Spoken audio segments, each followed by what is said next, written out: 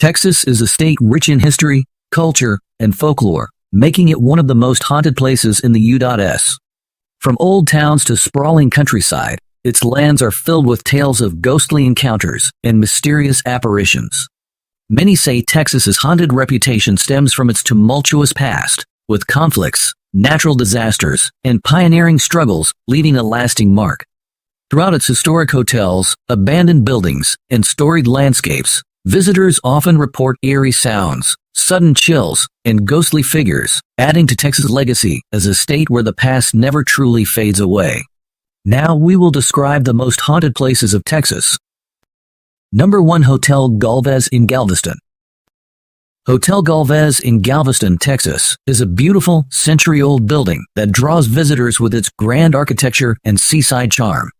But beyond its stunning exterior and lush history lies something eerie, a reputation as one of the most haunted hotels in Texas. Built in 1911, this luxurious hotel was once called the Queen of the Gulf and offered high-end accommodations to guests seeking a seaside escape. However, the tragic past of Galveston, coupled with mysterious occurrences over the years, has filled the hotel with ghostly legends and stories that send chills down visitors' spines. One of the most well-known ghost stories at Hotel Galvez centers around a guest known as the Lovelorn Lady. According to legend, this spirit is that of a young woman named Audra, who stayed at the hotel in the 1950s while awaiting news from her fiancé. Audra's fiancé was a sailor, and while he was out at sea, a terrible storm hit Galveston. Hearing the tragic news that his ship had gone down, Audra was devastated. She had often waited for him in the hotel's turret on the 5th floor, where she felt closer to him while he was away. When she heard the supposed news of his death, Audra climbed to the top of the turret and, in despair, took her own life.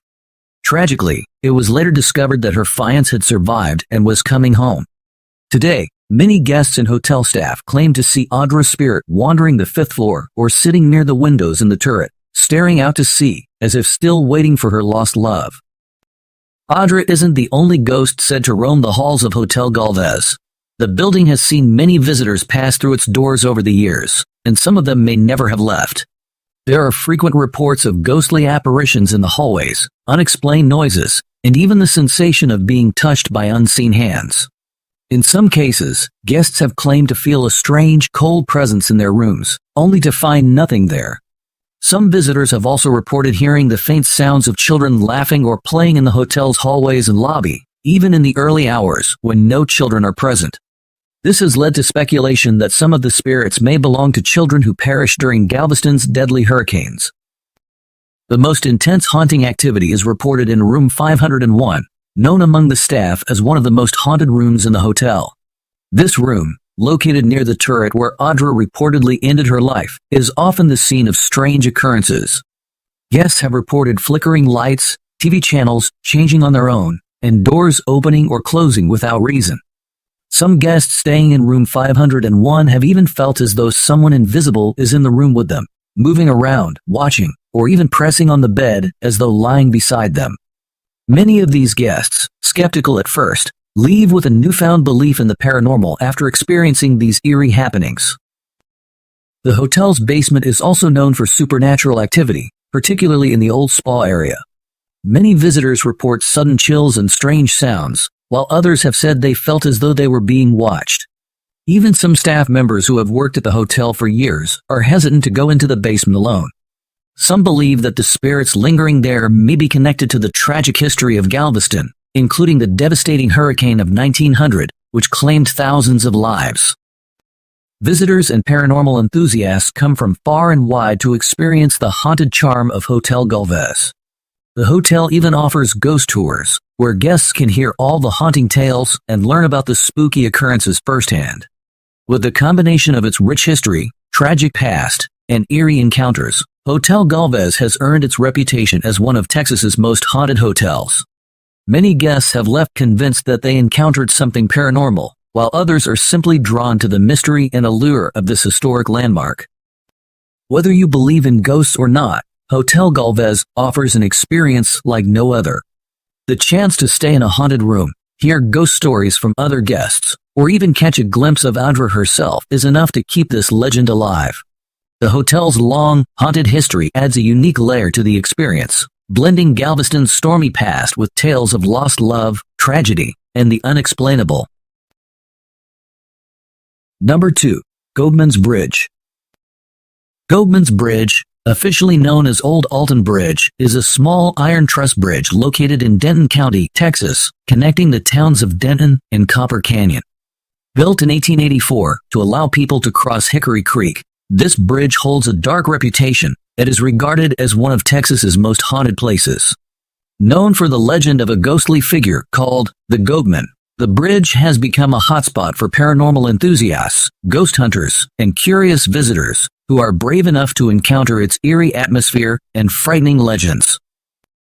The most famous legend associated with Goebman's Bridge tells the tragic story of a black goat farmer named Oscar Washburn, who lived near the bridge with his family.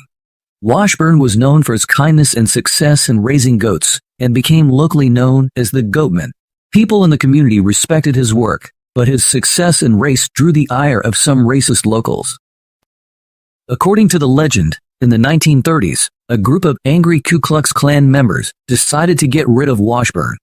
They dragged him to the bridge, tied a noose around his neck, and threw him over the side to hang him. When they looked down, they found that the noose was empty, and Washburn had seemingly disappeared.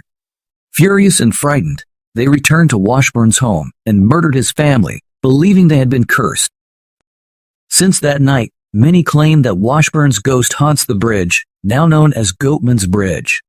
People say he seeks revenge and justice for the brutality he suffered.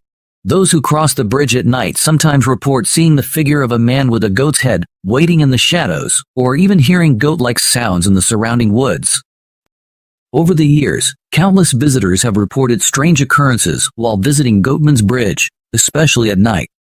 Many claim to hear heavy footsteps behind them, as if someone or something is following. People often describe feeling an overwhelming sense of dread, and say that the air feels colder and heavier near the bridge.